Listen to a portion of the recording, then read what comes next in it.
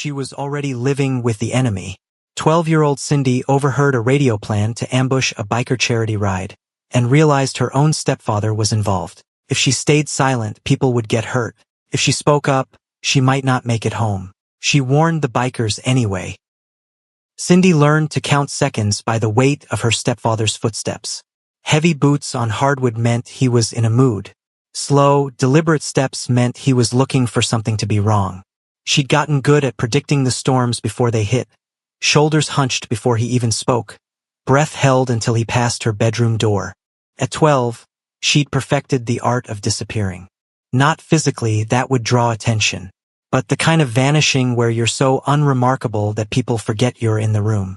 Teachers marked her present and moved on. Classmates knew her name but not her face. Even her mother had stopped asking how her day went, too exhausted from navigating Seth's temper to spare energy for conversation. Home required constant vigilance. School was just noise filling the hours between.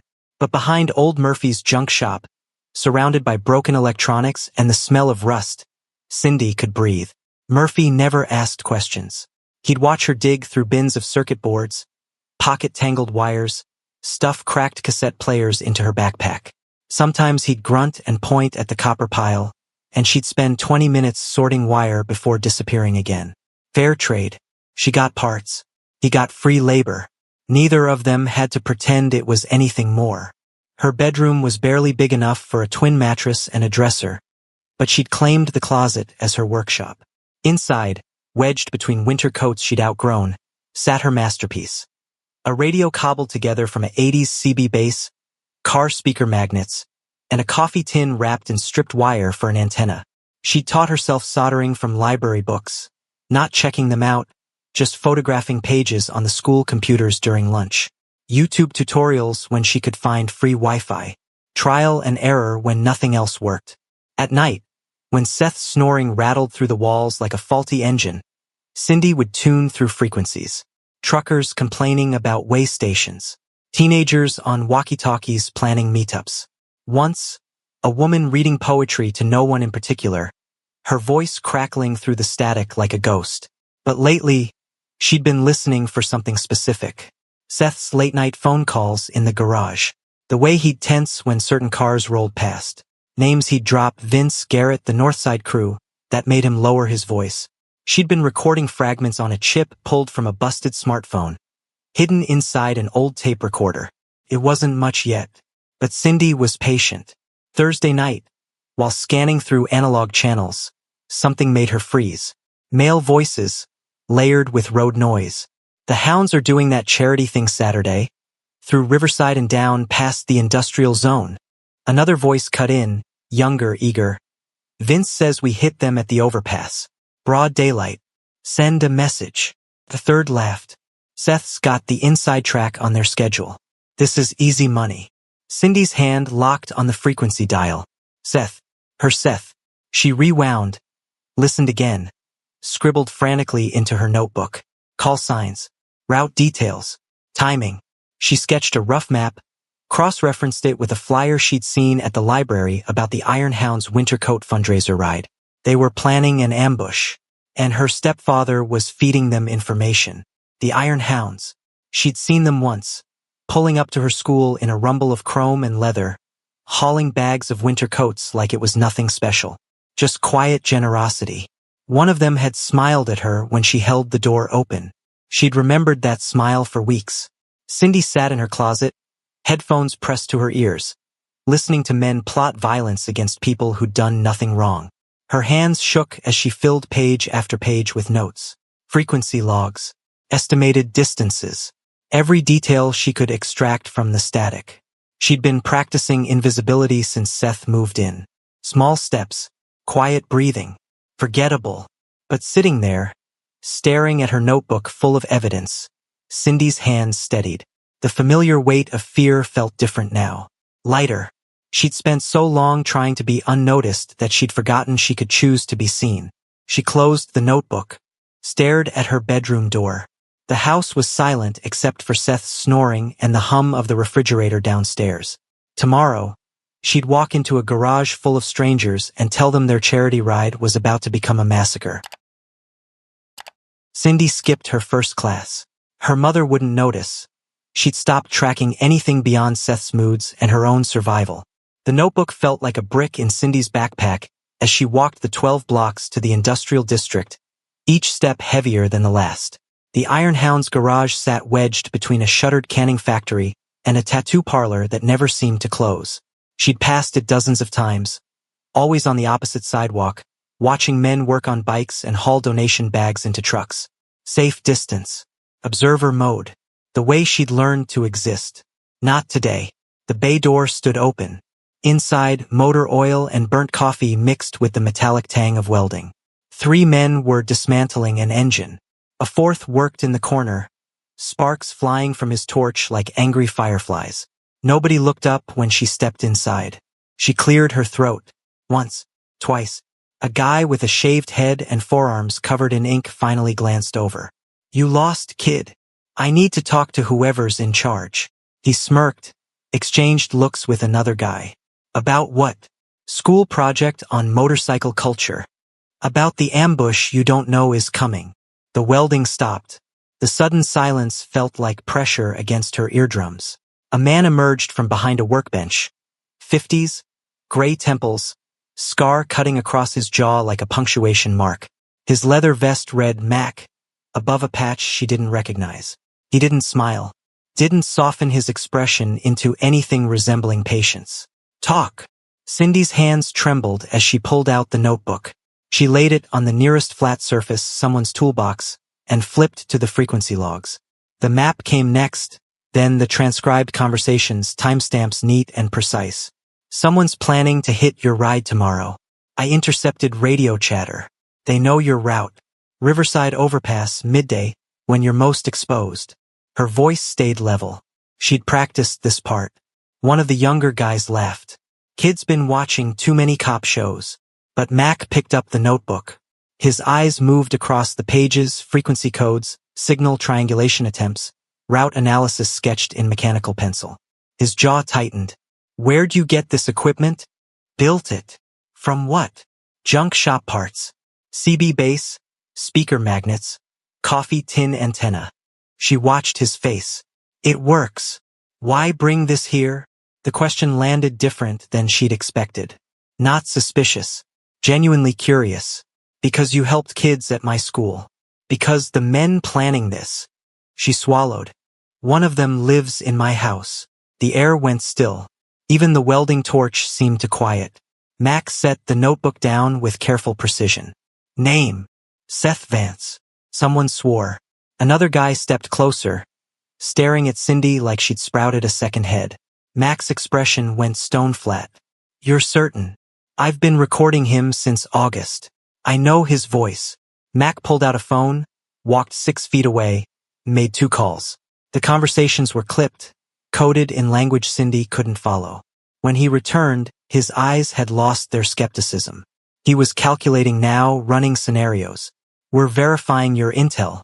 If you're right, you saved lives today. If you're playing games." He didn't finish. The unspoken threat hung between them. "I'm not wrong." They spent 2 hours cross-checking everything. Mac pulled up old communications training from his service days, traced frequency origins, confirmed transmission patterns. A woman named Denise, lean, sharp-eyed, moves like a boxer, ran logistics analysis, mapping Cindy's route against known problem areas. Every detail checked out. Too perfectly. Another guy, younger than Mac but with the same coiled readiness, studied Cindy while pretending to work on a carburetor. "Where'd you learn radio engineering?" "Library books. YouTube when I could find Wi-Fi." "You teach yourself coding too?" "Enough to get by." He whistled low. Mac shot him a look that shut him up. By noon, they'd rerouted the entire ride, changed schedules, called in extra security. And Cindy was still there because Mac had asked her to stay. Not ordered. Asked. He sat on a workbench across from her, studying the radio diagrams. "You built this whole system from salvage?" "Yeah." "Nobody helped you?" "Nobody knew." Something shifted in his expression. He looked at her differently now, not like a potential threat or a weird kid with a conspiracy theory, like someone he recognized. "You eat breakfast this morning?" The question caught her off guard. No. Lunch yesterday? She hesitated too long.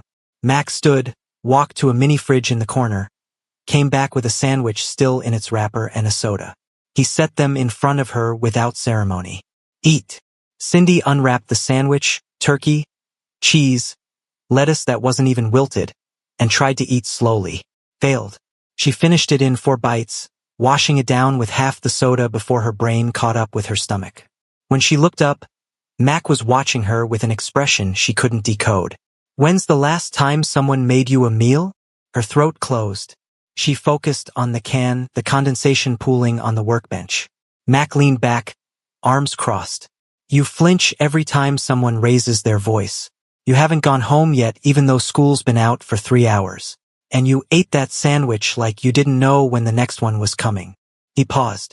Seth, part of why you're really here? Cindy's fingers tightened around the soda can. I came because you needed to know about the ambush.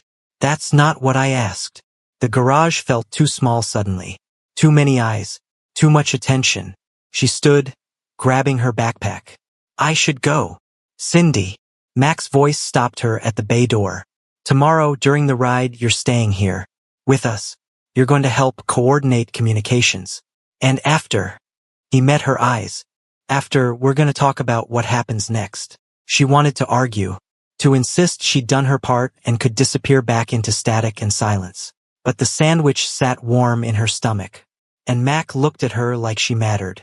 Like what happened to her actually counted for something. Saturday morning came wrapped in fog. Cindy could barely see across the street when she left the house. She showed up at the garage before dawn, backpack heavy with her rebuilt radio and 3 notebooks filled with frequency maps. She'd barely slept. Seth's voice kept looping in her head, that casual tone, discussing ambushes the way most people talked about the weather. The garage had transformed overnight. Folding tables lined one wall, covered in equipment that made Cindy's homemade setup look like a child's toy. Mac was already there, pouring coffee from a dented percolator. He nodded toward the makeshift command center. That's your station.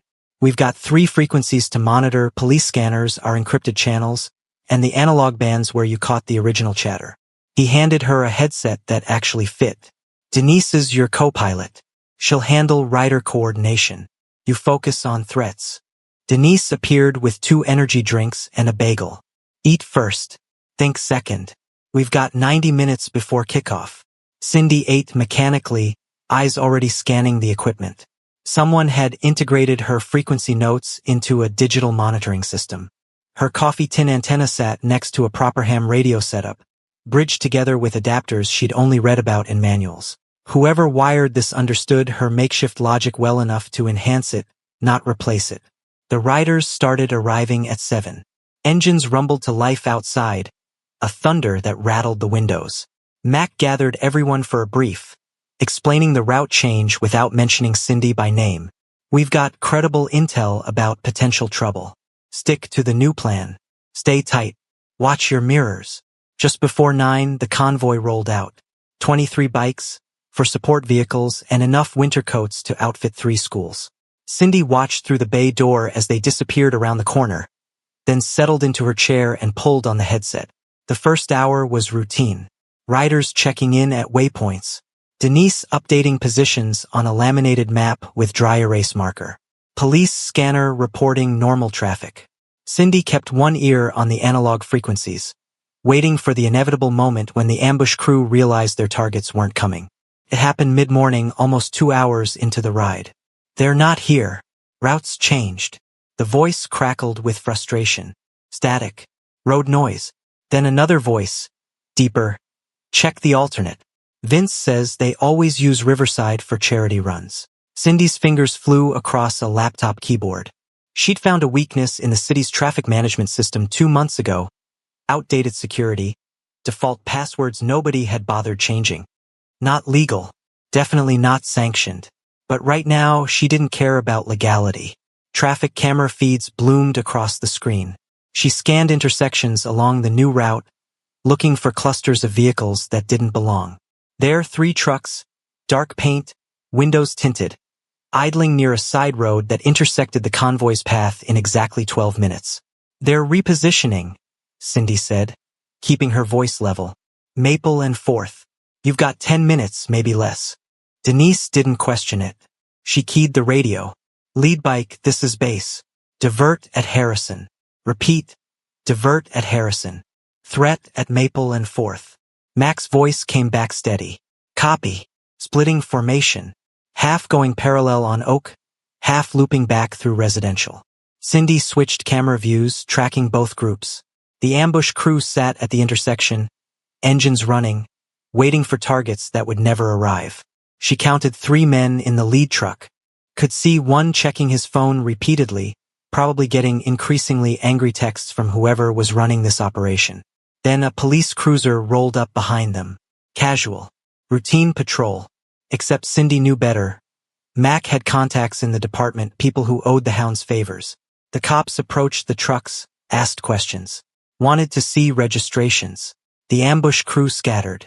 2 trucks peeled away before the officers even reached their windows. The 3rd tried to play it cool, but Cindy watched the officer's body language change when he ran the plates. Backup was called. Within minutes, the intersection was lit up with red and blue. The convoy regrouped 6 blocks away, rolled clean into the community center parking lot by noon. Cindy tracked them on the cameras until they were safely inside the building, surrounded by families and kids and the normal chaos of a charity event. She pulled off the headset. Her hands were shaking. Denise squeezed her shoulder. You did good, kid. Real good. But when Mac walked back into the garage 3 hours later, he looked worried instead of relieved. He sat across from Cindy, who was still at the command station, organizing frequency logs more out of habit than necessity. Today went perfectly because of you, he said quietly. The ride was safe. Kids got their coats.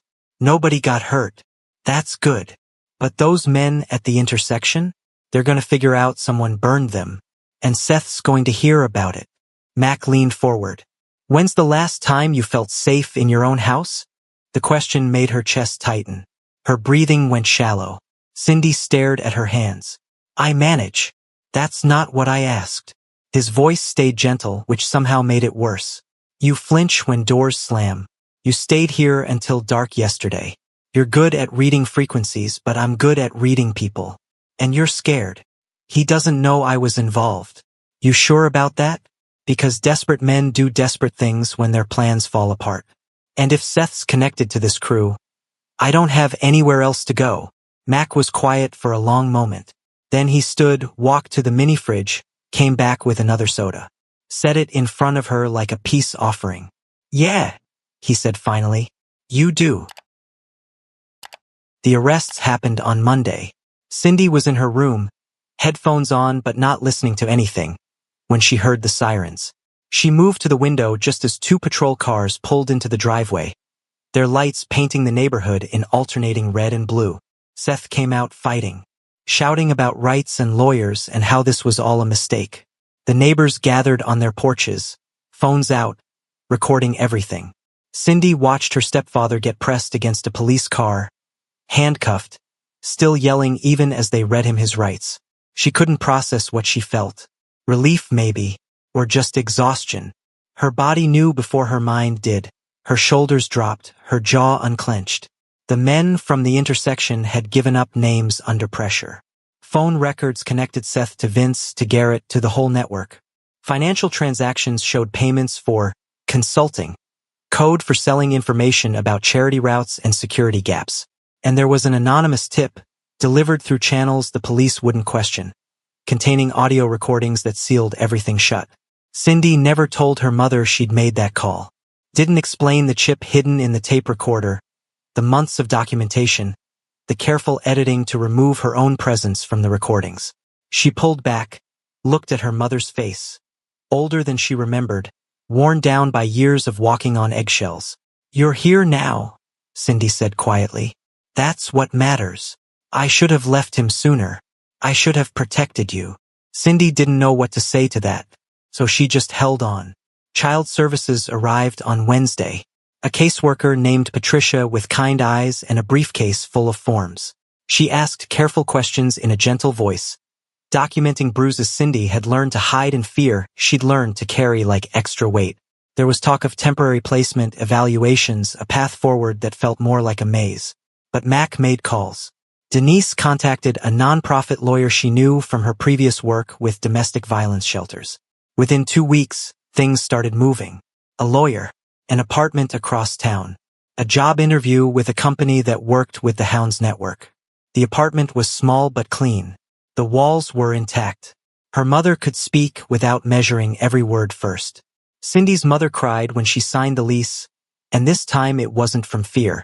The garage became Cindy's second home officially after Mac cleared out a corner workspace and installed a proper workbench. He showed up one Saturday with a box of electronics. Not junk shop salvage, but actual functioning components still in packaging. Figured you'd want real parts for once, he said, setting the box down with exaggerated care. No more coffee tin antennas. Cindy stared at resistors, capacitors, breadboards, wire strippers still wrapped in plastic. Her throat went tight. I can't pay for this. Good thing I'm not asking you to. Mac pulled up a stool. Here's the deal. You help us maintain communications equipment, teach some of the younger guys basic electronics, and this space is yours. Fair trade. She built her first legitimate radio that afternoon. No guesswork. No substitutions. Just clean engineering and components that actually matched the circuit diagrams. When she powered it on and heard clear audio across multiple frequencies, something in her chest unlocked. Denise started teaching her about encrypted communications, proper security protocols, not just backdoor exploits and default passwords. Samara, a former aerospace engineer who'd retired to work on bikes, showed her coding that actually scaled beyond quick hacks. The workshops started small. 3 kids from the neighborhood, referred by a youth counselor who knew Mac. Cindy taught them to solder small pieces, to read circuit diagrams, to see potential in broken things. The workshops grew faster than expected. 8 students became the norm within weeks. Before long, they'd claimed half the garage, Tuesday and Thursday evenings reserved for them. Some kids came from homes like hers.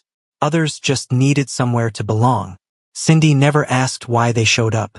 She just handed them tools and showed them what became possible when you stopped waiting for permission to build something better.